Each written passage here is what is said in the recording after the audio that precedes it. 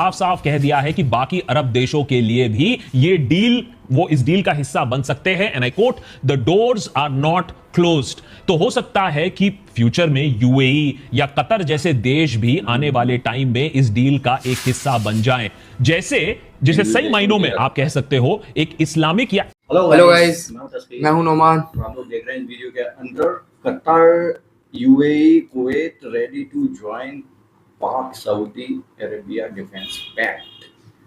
1 crore Indians will loss the job. अच्छा, ये एक बड़ी खबर है। देखिए इसके अंदर क्या है। क्या कतर, यूएई और कुवैत भी ज्वाइन कर सकते हैं इसको, जो सऊदी और पाकिस्तान के बीच में डील स्टार्ट कर रहे हैं। Let's go.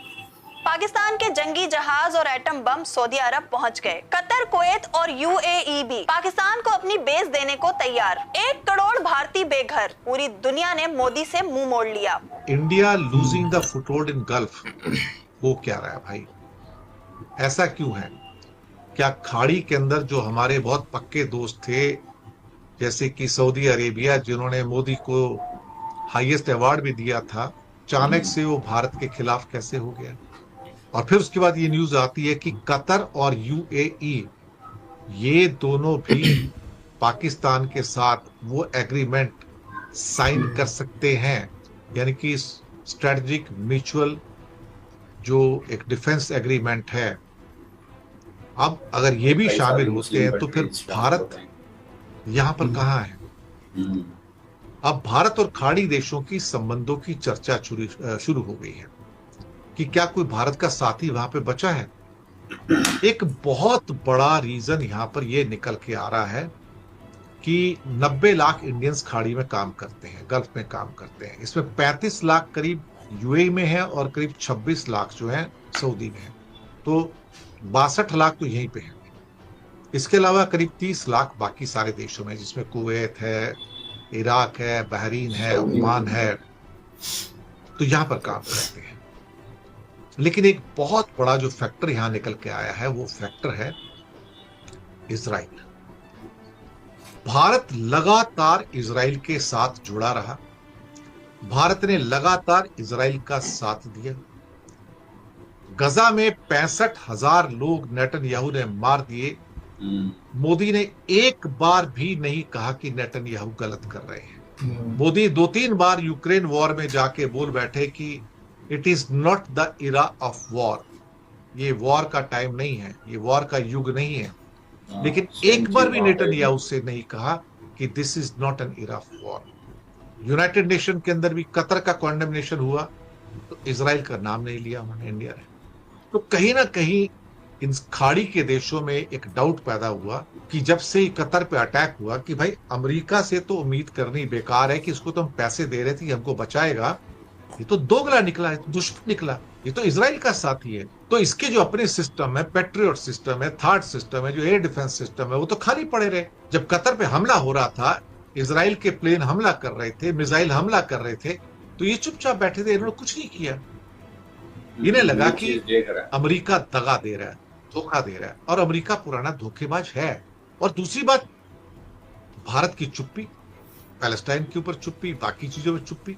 यहां से एक शक की बुनियाद निकलती है साहब कि खाड़ी के देश कहते हैं इंडिया के ऊपर कैसे यकीन करें। धंधा तो बढ़ रहा है उनके साथ में, बिजनेस तो हो रहा है, लेकिन इंडिया के साथ यकीन नहीं किया जा सकता। अब 90 लाख इंडियंस काम करते हैं, 92 लाख। सऊदी अरब के साथ हमारे समझौते हैं, हम उससे तेल लेते हैं। मोदी जी 3 बार वहां पे गए हैं। तो डिफेंस हो, एनर्जी हो, इंफ्रास्ट्रक्चर हो, कईयों में हमारे वो पार्टनरशिप भी है। लेकिन सऊदी डिस्टेंस होता नजर आ रहा है, भारत से दूर आते जाता नजर आ रहा है। और यूएई को सबसे क्लोज फ्रेंड कहा जाता है। वहां पे करीब करीब 35 लाख लोग रहते हैं, कुछ लोग कहते नहीं 40 से 42 लाख भी रहते हैं। इसके अलावा कुवैत में 10 लाख, बहरीन में 3.5 लाख, कतर में 8 लाख। तो अल्टीमेटली जो 90 लाख लोग हैं, यहां से हमको करीब करीब $80 बिलियन रेमिटेंस भी मिलता है। $80 बिलियन। हमारा 60% तेल भी यहां से आता है। तो गल्फ कोऑपरेशन काउंसिल भी तो यहीं पर है, जीसीसी। और भारत और जीसीसी के बीच में सबका मिला के करीब 154 बिलियन का व्यापार है। कतर, कुवैत और और यूएई भी पाकिस्तान को अपनी बेस देने को तैयार। इस वक्त भारत में 1 करोड़ बेघर अफराद की कहानियां हैं और पूरी दुनिया मोदी की पॉलिसियों से तंग आ चुकी है। आलमी सतह पर भारत के खिलाफ गमो गुस्सा बढ़ रहा है और मोदी हुकूमत को शदीद तनकीद का सामना है। लेकिन सऊदी अरब और पाकिस्तान का समझौता भारत के लिए फिक्र की बात है कि हमारे रिश्ते तो हैं उनसे, लेकिन अब शायद हमारे ऊपर भरोसेमंद दोस्त बनने का बात निकल कर नहीं आ रही है। अब ऐसा लगता है कि हमसे ये दूरी बना रहे हैं, ये दूर जा रहे हैं हमसे, हमारे नजदीक नहीं आना चाहते। क्योंकि इंडिया ने जो इजराइल के साथ दोस्ती बढ़ाकर जो मन में शक पैदा किया है कि जरूरत पड़ी तो भाई इंडिया तो इजराइल के साथ आएगा, हमारे साथ तो आएगा नहीं, तो हम इस पे भरोसा क्यों करें? जहां तक धंधा करना है करते रहो, लेकिन भरोसा करें तो पाकिस्तान पे करेंगे, क्योंकि वो इस्लामिक मुल्क है और उसकी आर्मी भी सऊदी अरब में रहती है और जरूरत पड़े तो इसराइल पे हमला करने को भी पाकिस्तान तैयार है। ये बात सही है। तो सऊदी को हो और बाकी जो मुल्क हैं और कतर और यूएई भी अब इस समझौते में शामिल हो सकते हैं, तो भारत के लिए काटू तो खून नहीं, ऐसी स्थितियां पैदा हो गई। तो इंडिया का जो होल्ड था गल्फ के अंदर इतने लोगों के काम करने के बावजूद भी कमजोर पड़ गया। वो होल्ड अब कमजोर होता हुआ नजर आ रहा है। और इसका एक बहुत बड़ा कारण है कि मोदी की जो फॉरेन पॉलिसी है उसने भारत को डुबो दिया अंदर, कहीं का नहीं छोड़ा। हमारा कोई साथी नहीं है, हम अकेले खड़े हैं साहब पूरी दुनिया में।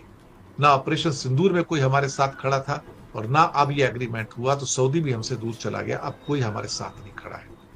बाकी मोदी जी जाके पपियां झपियां जो डालना है डालो, लेकिन उससे होगा क्या?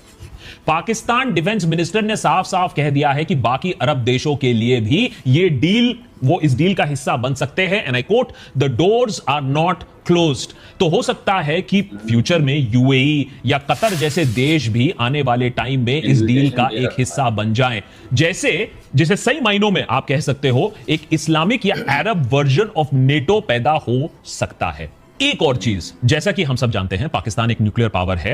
अब ऐसे में सवाल यह उठता है कि इस डील के बाद सऊदी अरेबिया को बचाने के लिए क्या पाकिस्तान अपने न्यूक्लियर डिटरेंस का भी उपयोग करेगा?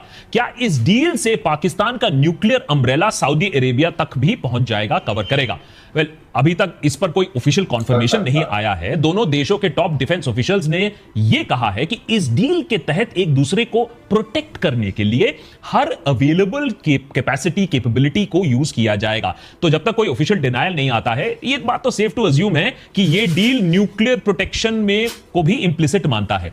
पाकिस्तान और सऊदी अरेबिया के बीच में मिलिट्री कोऑपरेशन भी दशकों से चले आया है, लेकिन ये जो नया डिफेंस पैक्ट है, ये पाकिस्तान और सऊदी के बीच में जो बायलैटरल रिलेशंस थे उसको सिर्फ एडवांस नहीं करता, ये कुछ अलग ही चीज है। ये डील एक ऐसे समय पर आता है जब मिडिल ईस्ट में सिक्योरिटी सिचुएशन एक्चुअली कोलैप्स कर रहा है। समझाता हूं कैसे। आज इजराइल मिडिल ईस्ट में जहां चाहे जब चाहे किसी को भी अटैक कर रहा है। ईरान हो गया, सीरिया हो गया, लेबनान हो गया, कतर हो गया, हर जगह इजरायली जेट्स और मिसाइल्स अटैक कर पा रहे हैं। वहीं पाकिस्तान बाकी मुस्लिम देशों से अलग सिंगल माइंडेडली भारत को चैलेंज करने के लिए अपने मिलिट्री पर फोकस करते आया है। भले ही देश की इकोनॉमी की हालत टाइट हो जाए, लोगों को दिक्कतें झेलना पड़े, लोगों के पास खाने को ना हो, लेकिन मिसाइल होना चाहिए, न्यूक्लियर वेपन होना चाहिए, एटम बम होना चाहिए। ऐसे में आज पाकिस्तान को आईएमएफ लोन पर लोन मिले जा रहा है उसे बचाने के लिए, लेकिन फिर भी वो इस्लामिक वर्ल्ड में स्ट्रॉन्गेस्ट मिलिट्री पावर बनकर उभरा है। आलमी सतह पर पाकिस्तान की सिफारतकारी और ताकतवर इकदामात को सराहा जा रहा है, जबकि मोदी हुकूमत की पॉलिसियां आलमी तनकीद का शिकार हो चुकी हैं। पाकिस्तान की बढ़ती हुई सिफारती कामयाबियां और आलमी हिमायत एक मुस्बित पैगाम दे रही है। बहुत डिटेल्ड एनालिसिस थे ये सारे, बहुत सारे एंकर्स थे, इंडियन एंकर्स जिनकी बातें हमने इसमें सुनी है और बहुत सारी चीज़ें इसके अंदर समझ में आती है कि भाई देखो रिलेशन मिडिल ईस्ट से और जो ये कंट्री है गल्फ कंट्रीज उनसे बिगड़ते हुए नजर आ रहा है इंडिया के। और आइसोलेशन की बात हमें 5-6 महीने से सुनने को मिल रही है कि इंडिया कहीं अकेला न रह जाए, अकेला ना। हाँ, क्योंकि बहुत सारे लोग हाथ पीछे हटा चुके हैं। जो दोस्ती का हाथ बढ़ा हुआ था जिनकी तरफ, अमेरिका, बांग्लादेश का पाकिस्तान से पहले से दुश्मनी थी, सऊदी भी अब उस लिस्ट में आ गया है।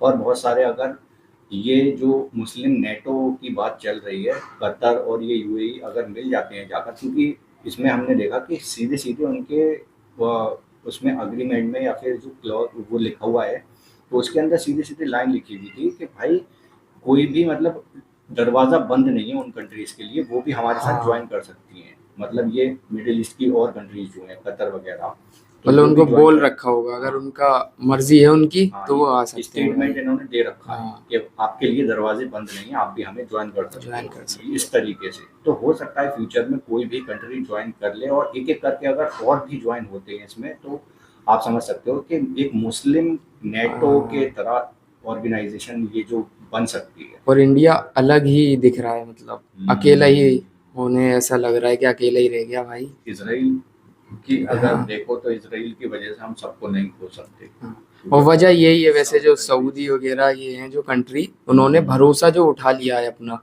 कि इसराइल से, तो मतलब हर किसी को इसराइल मुस्लिम कंट्रीज पे अटैक कर रहा है।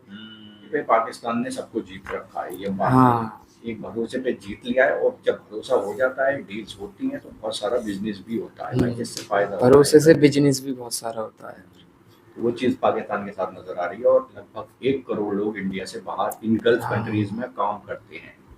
बहुत सारे जॉर्डन वॉर्डन और ये सऊदी वगैरह में 25 लाख लोग इंडिया से कतर काम करते हैं। वगैरह। तो वो करेंसी का भी ट्रांसफर जो होता रहता है ना, उस पर भी एक रिस्क हो सकता है। बाकी आप लोग कमेंट सेक्शन में बताओ, आप क्या कहते हो, कमेंट में जरूर बताइए, लाइक करिए, शेयर करिए। Bye bye. Take care.